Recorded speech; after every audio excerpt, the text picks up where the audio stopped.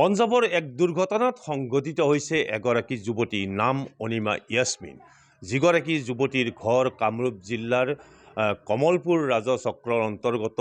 ৰঙিয়া সমষ্টিৰ অন্তৰ্গত গুঞা গাঁৱত আৰু সেইগৰাকী অনিমা ইয়াছমিনৰ ঘৰত মই বৰ্তমান উপস্থিত আছোঁ আৰু এই অনিমা ইয়াছমিনে বিগত সময়ত এয়াৰ হোষ্টেজত চাকৰি কৰিছিল পঞ্জাবত আৰু বিগত সময়ছোৱাত তেওঁ পঞ্জাবত চাকৰি কৰাৰ পিছত তেওঁ ঘৰলৈ উভতি আহিছিল যদিও পুনৰবাৰ তেওঁ পঞ্জাবলৈ উভতি গৈছিল কৰ্মসূত্ৰে উভতি যোৱাৰ পিছত যোৱা নিশা বুলি ক'লে ভুল হ'ব যোৱাকালি সন্ধিয়া এক দুৰ্ঘটনাত পতিত হৈ অনিমা ইয়াছমিন এক দুৰ্ঘটনাত পতিত হৈ সংসাৰ ত্যাগ কৰে আৰু মই যিহেতুকে অনিমা ইয়াছমিনৰ ঘৰত উপস্থিত আছোঁ মই তেখেতৰ অনিমা ইয়াছমিনৰ দেউতাকৰ পৰা কিছু তথ্য জানিবলৈ চেষ্টা কৰিম যিহেতুকে অনিমা ইয়াছমিন এগৰাকী এয়াৰ হোষ্টেজ বুলি পৰিচিত আছিল আপুনি কি ক'ব বিচাৰে হয় আগতে এয়াৰ হোষ্টেজ কৰিছিলে তাৰপিছত তেওঁৰ কৰ্মসূত্ৰে পাঞ্জাবলৈ গুচি গ'ল তাত ৰেডিয়েশ্যন ব্লুত কিছু সময় কাম কৰিলে তাৰপিছত ঘৰলৈ গুচি আহিল মই মানা কৰিলোঁ যোৱাৰ কাৰণে কিছু মাহ থাকিল ঘৰত তাৰপিছত কৰ্মসূত্ৰে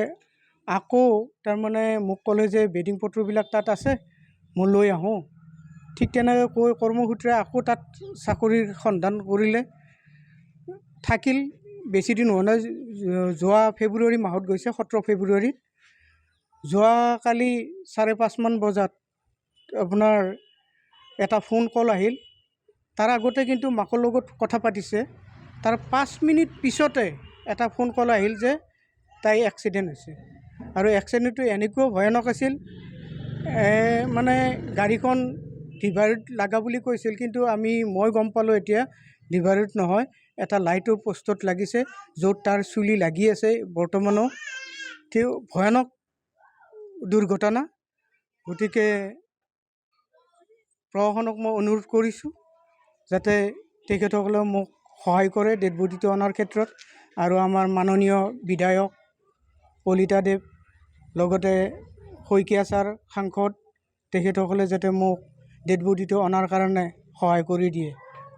হয় দেউতাকে উল্লেখ কৰিছে যে এক ভয়ানক দুৰ্ঘটনাত পতিত হৈছে য'ত অনিমা ইয়াছমিনৰ চুলি সেই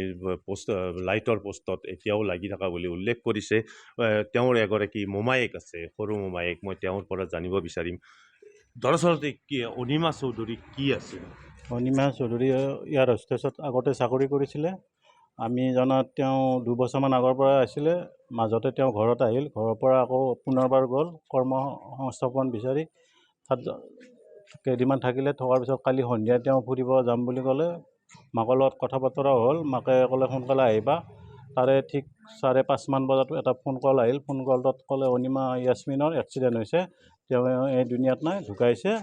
গতিকে এইটোৱে আৰু কথা এগৰাকী অমায়িক স্বভাৱৰ যুৱতী যিগৰাকী যুৱতীয়ে অসমৰ এক সুনাম কঢ়িয়াই আনিবলৈ সক্ষম হৈছিলে পঞ্জাবত থাকি এয়াৰ হোষ্টেজত চাকৰি কৰিছিলে বিগত সময়ছোৱাত পুনৰবাৰ তেওঁ সেই চাকৰি এৰি ঘৰলৈ উভতি আহিছে যদিও সেই চাকৰিৰ মুহূৰ্তত আকৌ পঞ্জাবলৈ উভতি গৈছিলে গৈ পুনৰবাৰ চাকৰিত জইন কৰিছিলে পৰিয়ালক তথ্য দিয়া নাছিল যদিও অনিমা চৌধুৰী এগৰাকী এয়াৰ হোষ্টেজ বুলি সকলোৱে জ্ঞাত আছিলে আৰু যোৱাকালি সন্ধিয়াৰ সময়ত এক দুৰ্ঘটনাত পতিত হৈ অনিমা চৌধুৰী ইয়াছমিনে এই সংসাৰ ত্যাগ কৰিছে বুলি এক বান্ধৱীৰ পৰা খবৰ আহিছিলে যিটো খবৰে বৃহত্তৰ গুঞা অঞ্চলত এক শোকাকুল পৰিৱেশৰ সৃষ্টি কৰিছে আৰু সেই শোকাকুল পৰিৱেশৰ দৃশ্য আমি ইতিমধ্যে দেখুৱাবলৈ চেষ্টা চলাইছোঁ আৰু আমি যিখিনি তথ্য আমাক প্ৰয়োজন সেইটো সকলো তথ্য আমি গ্ৰহণ কৰিবলৈ প্ৰয়াস কৰিছোঁ অনিমা ইয়াছমিনৰ বাসগৃহত উপস্থিত হৈ আপুনি বিচৰা বাতৰি পাব কেৱল নিউজ 18 এপত নিউজ 18 এপ ডাউনলোড কৰিবলৈ স্ক্যান কৰক এই QR কোড গুগল প্লে ষ্টৰতো পাব এই নিউজ 18 এপ